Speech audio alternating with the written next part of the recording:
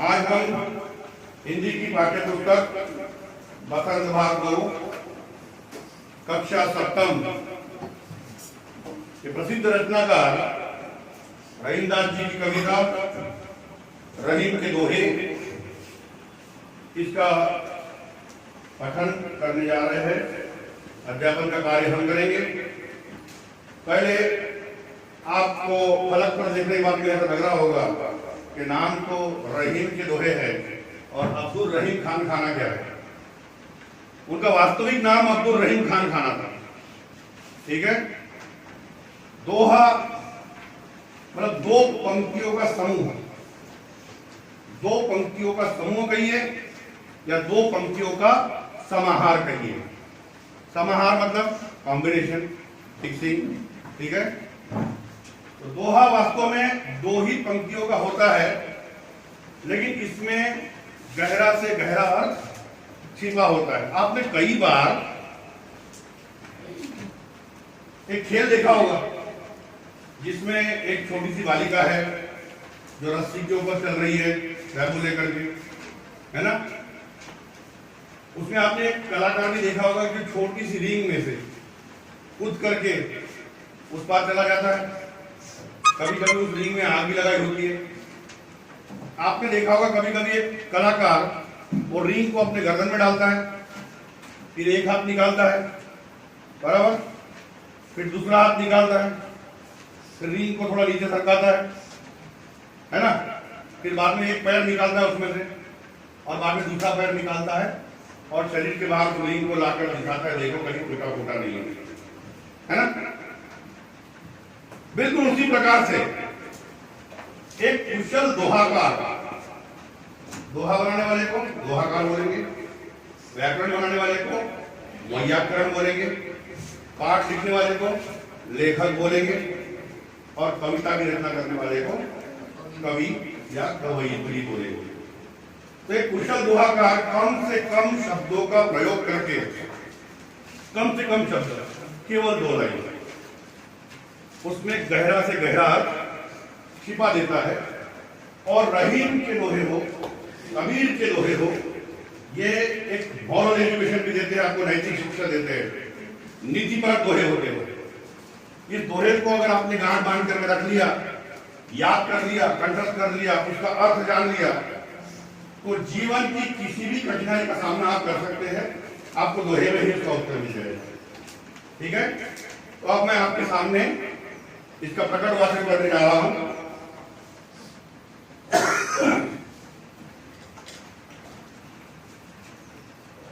कही रहीम संपत्ति सगे, बनत बहुत बहुरी। कही रहीम संपत्ति सगे, बनत बहुत बहुरी।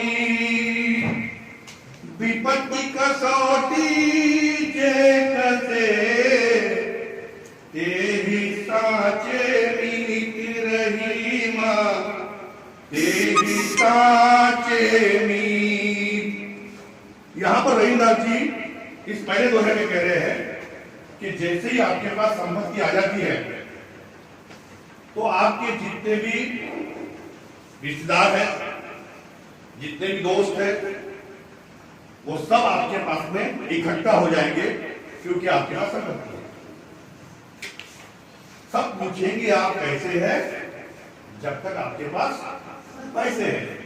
बिल्कुल यहां वही बात लागू होती है कि अलग अलग तरीके से आपके रिश्तेदार बनना शुरू हो जाएंगे। कोई आएगा, आप उससे कहोगे कि माफ करना, मैंने आपको जाना नहीं। अरे आप मुझे नहीं पहचानते, मैं आपकी जो मौसी है, वो मौसी की जो चाची है, उस चाची की जो बेटी, उसका बेटा हूं मैं आपका रिश्तेदार हूं। ऐसा बोलते अलग अलग तरीके से। कोई बोलेगा आपके भाई साहब रहते हैं उधर होशंगाबाद में, मध्य प्रदेश में, है ना, उनके जो चाचा ससुर है उनका मैं बेटा हूं। इस प्रकार से मैं आपके भाई का शालक हुआ और आपका भी शालक हूं। शालक मतलब साला हूं। ऐसी रिश्तेदारी आपसे बनाना शुरू कर देंगे।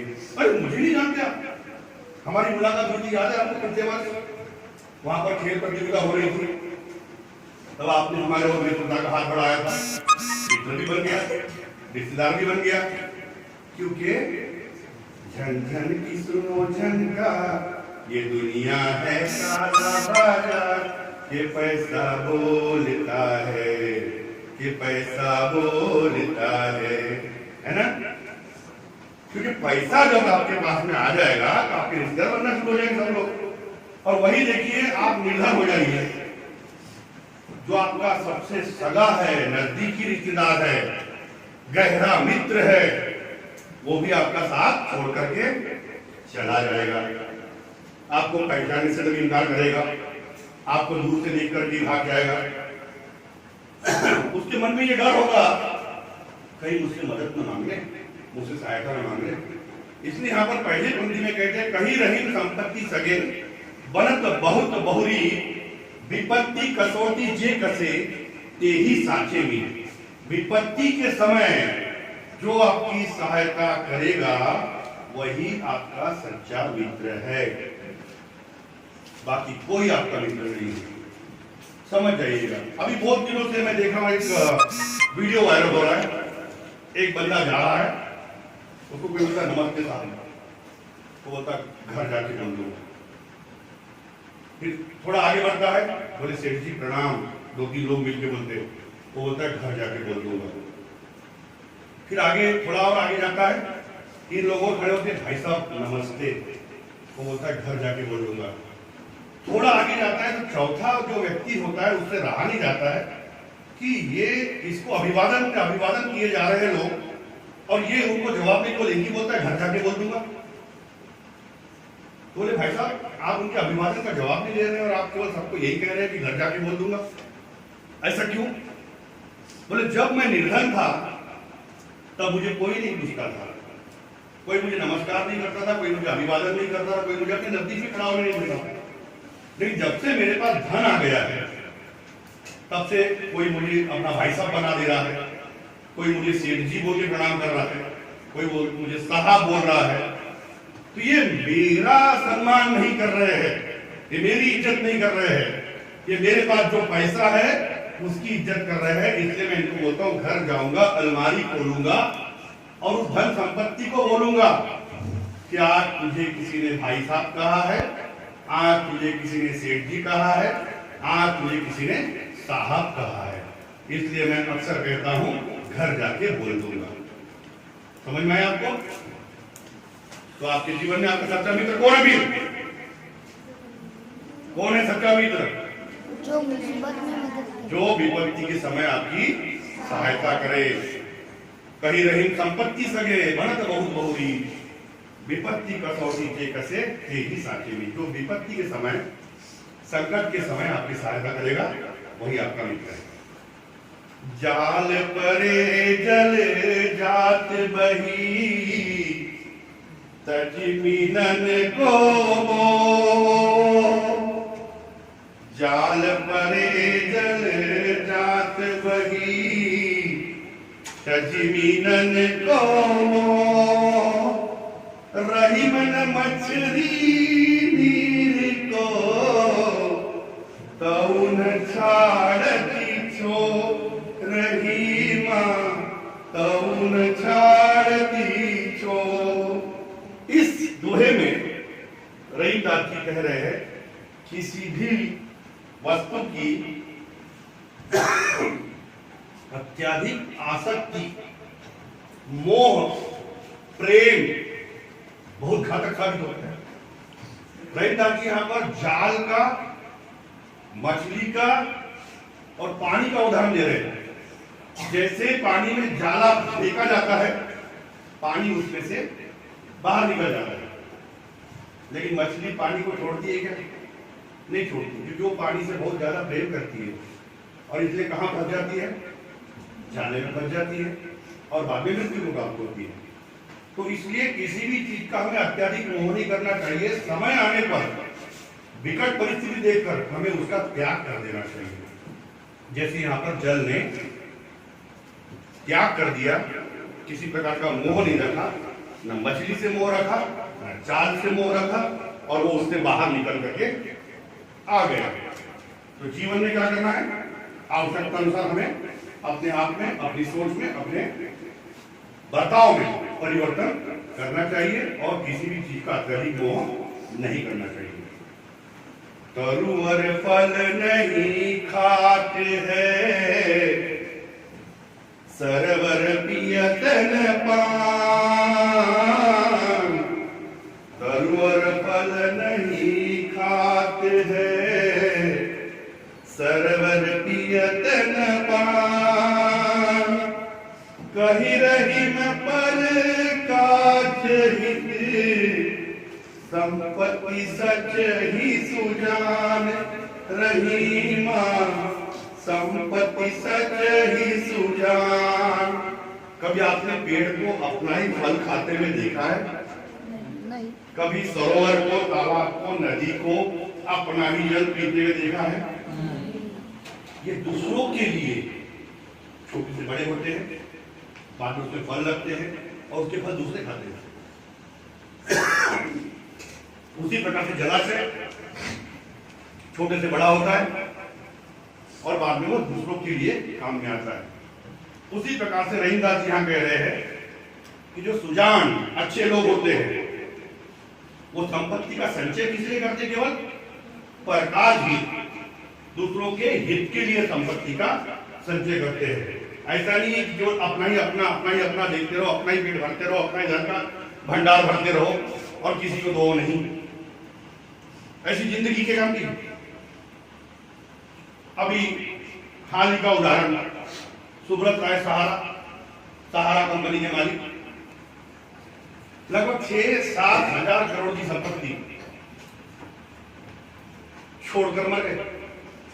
दोनों पुत्र उनके विदेश में, दोनों में से एक को भी आने के लिए छुट्टी नहीं मिली।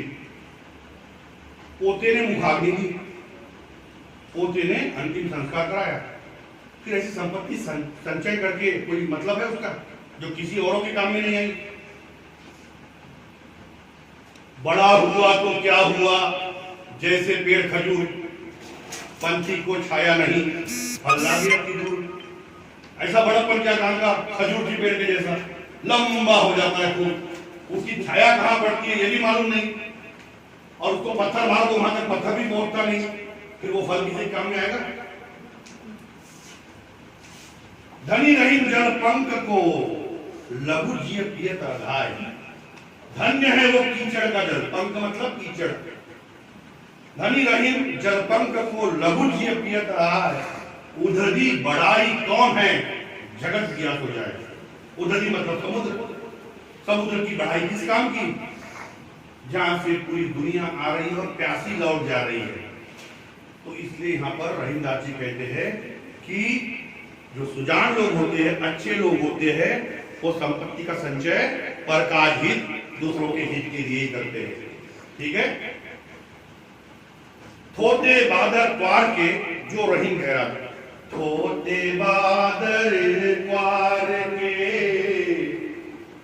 जो रहीम गहरा।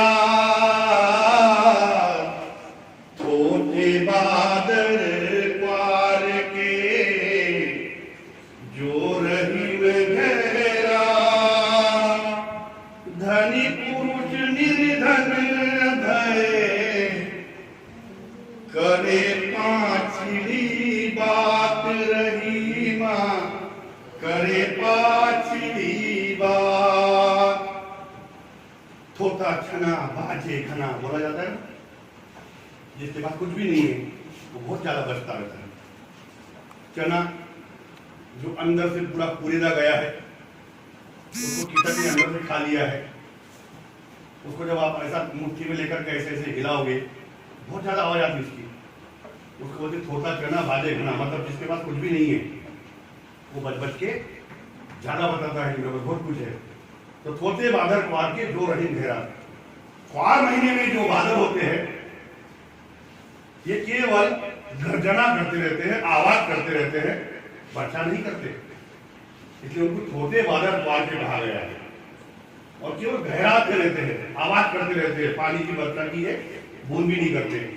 उनकी तुलना किसके साथ की है?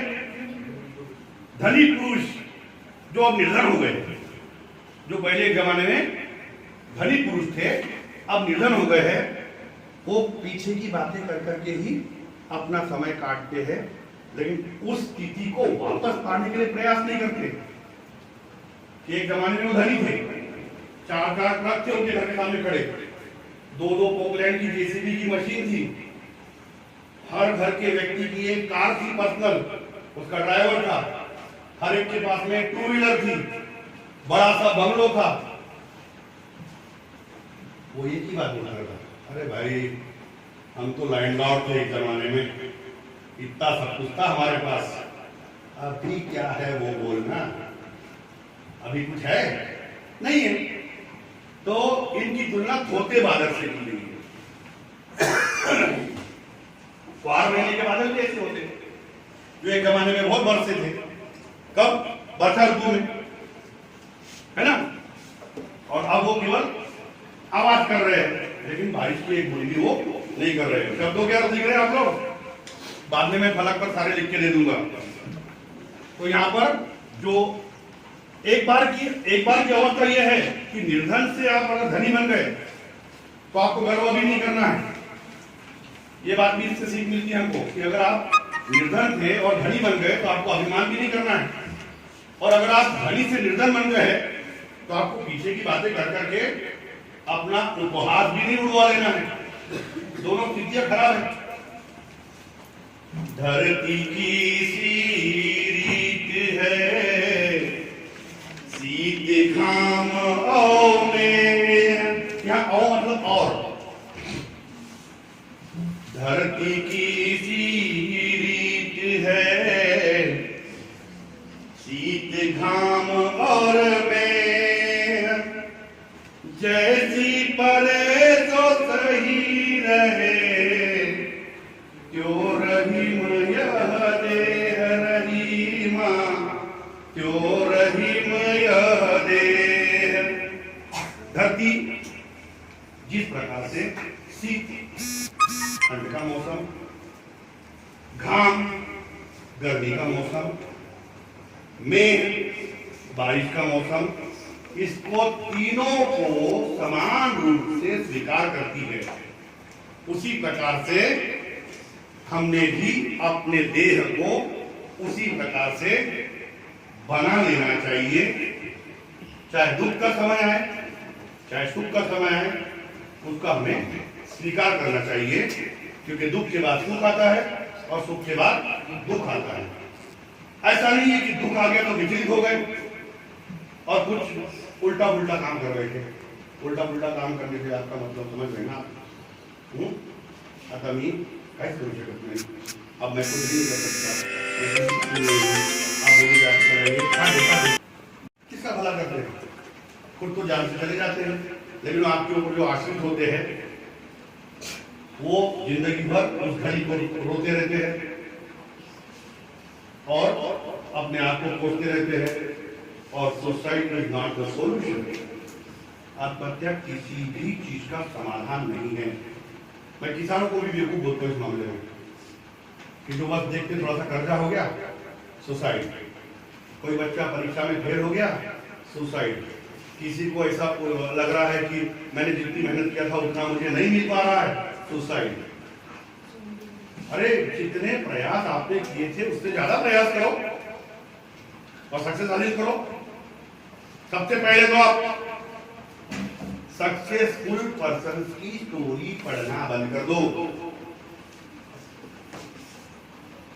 रास्ता तो मिल जाएगा उसको, लेकिन प्रयास करने के तरीके मिलेंगे क्या? अनसक्सेसफुल व्यक्ति को पढ़ना शुरू करो, सोचो कि ये असफल क्यों हुआ, वो खुद ही बताएगा अपनी किताब में, अपनी जीवनी में खुद ही बताएगा कि मैंने ऐसे से ऐसा किया, ऐसे से ऐसा किया, इसलिए मैं सफल नहीं हो पाया।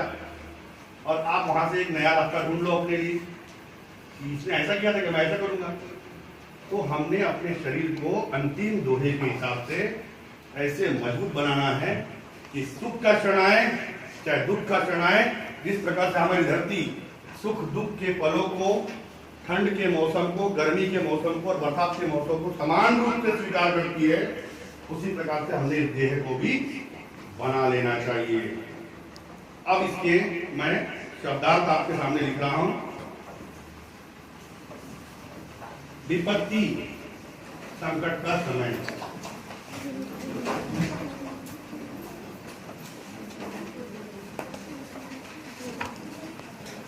संकट का समय,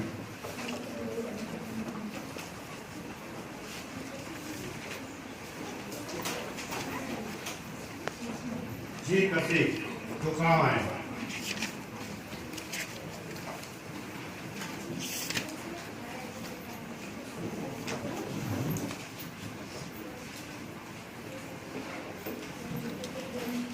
ये पहले दोहे में आ गया। कजी त्याग करना,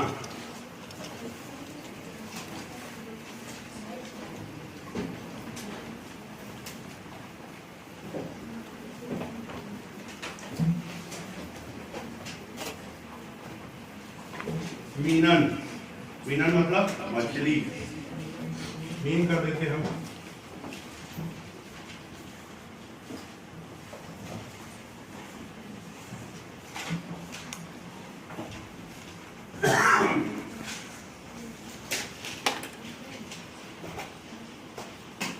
प्रकाश हित, दूसरे का हित,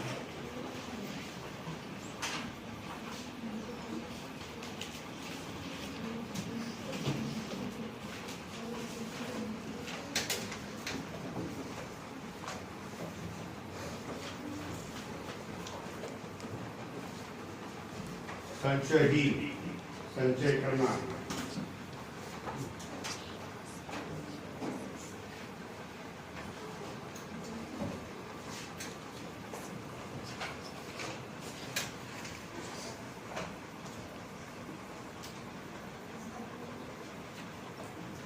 ये टाइम क्यों बन गया? सीधा अच्छे लोग,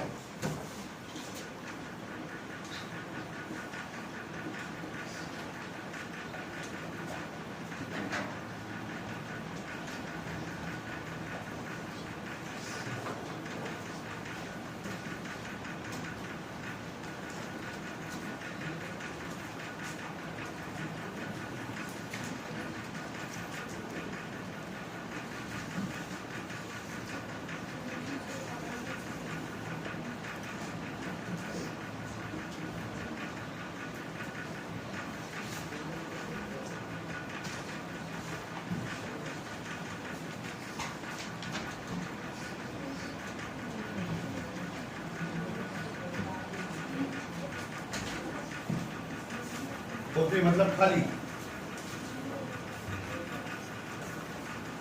शीत घाम और मैं, शीत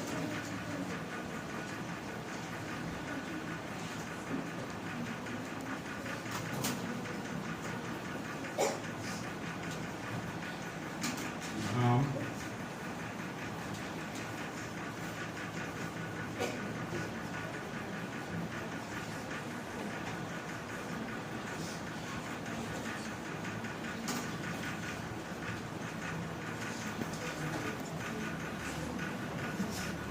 में,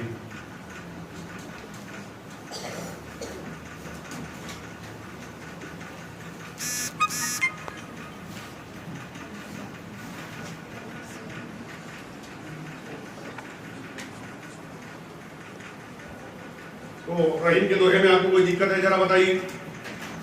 फलक का पूरा चित्र आ गया, शब्द आ रहे पूरे, शब्द समझ में आ गए, दिखाई पड़ रहे हैं।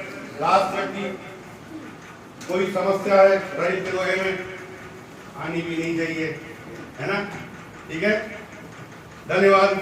सन्नाटे को टीवी जब तक आपकी दहलीज पर, तब तक रहिएगा होशियार। राजेश कुमार ठाकुर अलबेला है आपके साथ आपकी दहलीज पर। नमस्कार।